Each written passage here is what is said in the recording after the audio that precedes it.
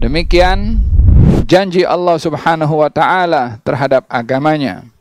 Akan tetapi rugilah orang yang tidak mengambil peluang di dalam menyebarkan agama melalui lisannya, melalui tulisannya, melalui dakwahnya, melalui ceramahnya, melalui akhlaknya.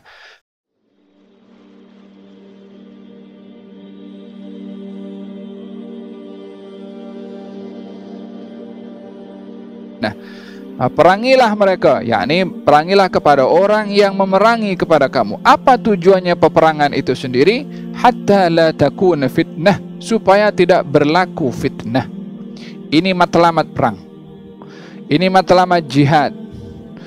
Bukan ingin tunjuk kuasa. Bukan untuk menjadi diktator. Bukan untuk memperluas kawasan dan rakus kepada wilayah. Tidak demikian peperangan itu disyariatkan.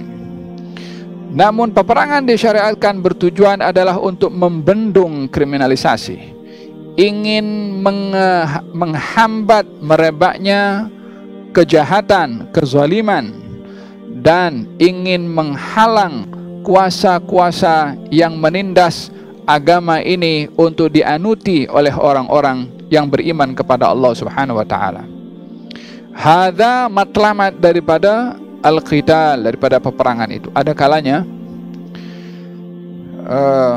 ujian itu bukan buruk pada examnya, tapi pada natijahnya, kepada hasilnya.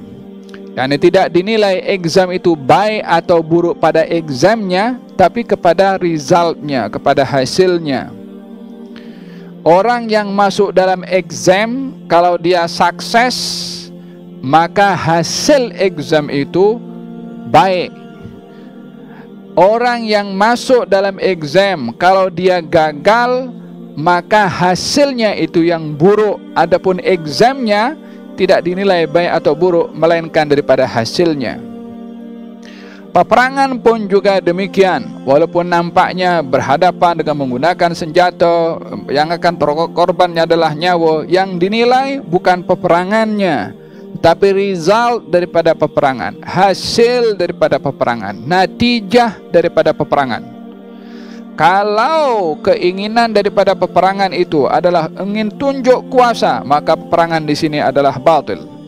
Bila mana peperangan itu adalah untuk menindas kepada orang-orang yang lemah, peperangan itu adalah batil. Tapi bila mana peperangan itu ingin menghambat merebaknya kezaliman, ingin membendung kejahatan, maka dalam hal ini peperangan adalah membawa hasilnya adalah kebaikan, karena dengan berperang mengalahkan kepada orang-orang yang zalim akan tercegah kezaliman.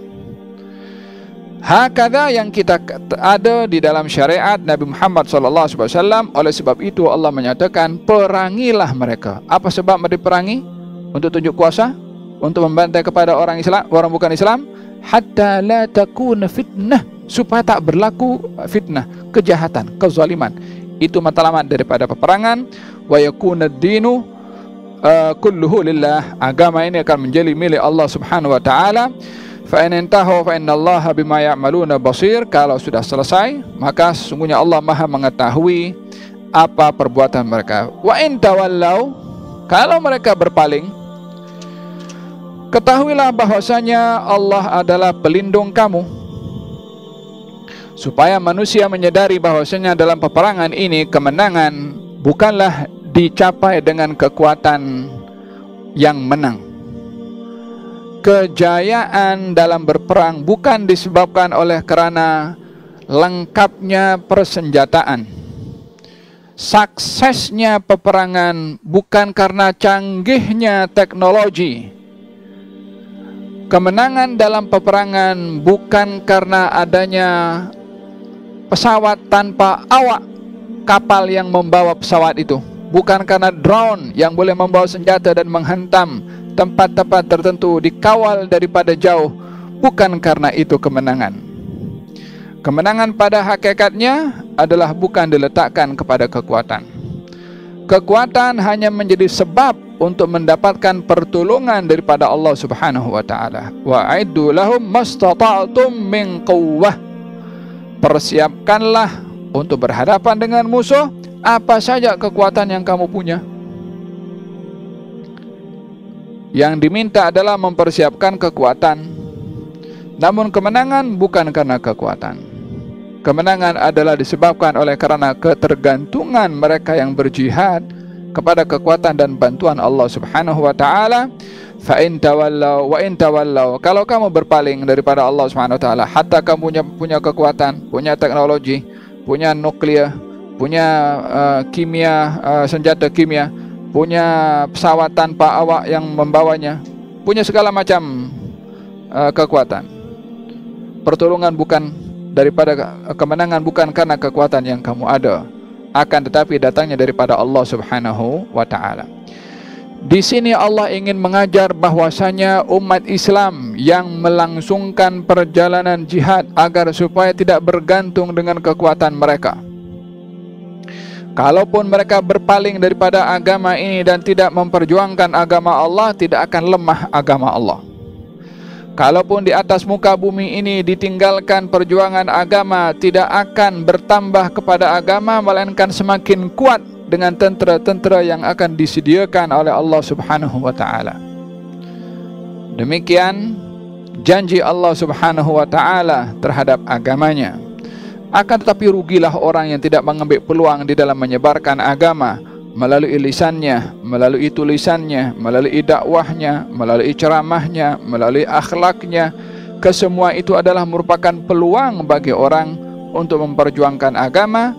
Wa in tawallaw, kalau kamu berpaling daripada memperjuangkan agama, sesungguhnya Allah adalah pelindung. yakni Allah akan melindungi segolongan kecil yang memperjuangkan agama yang untuk dibantu oleh Allah, walaupun ramai daripada mereka meninggalkan, walaupun ramai daripada mereka yang mengutuk kepada agama ini.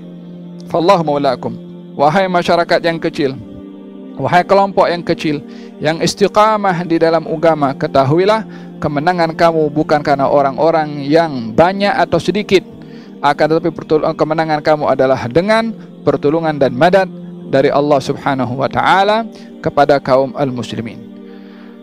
Hada peringatan daripada Allah Subhanahu wa taala kepada orang yang berpaling dan juga kepada orang yang mempertahankan agama. Kepada orang yang berpaling, jangan menyangka berpalingnya kamu daripada agama akan melemahkan kepada agama, sama sekali tidak. Kepada orang yang berpegang kepada agama, jangan kamu merasa sedikit karena ramai tak menyokong kepada kamu. Sesungguhnya Allah yang menolong kepada kamu. Demikian janji Allah Subhanahu wa taala, wa in tawallaw fa'lamu annallaha maulakum. Ketahuilah Allah adalah pelindung kamu, ni'mal maula wa ni'man nasir. Sebaik-baik pelindung adalah Allah, sebaik-baik penolong adalah Allah Subhanahu wa taala.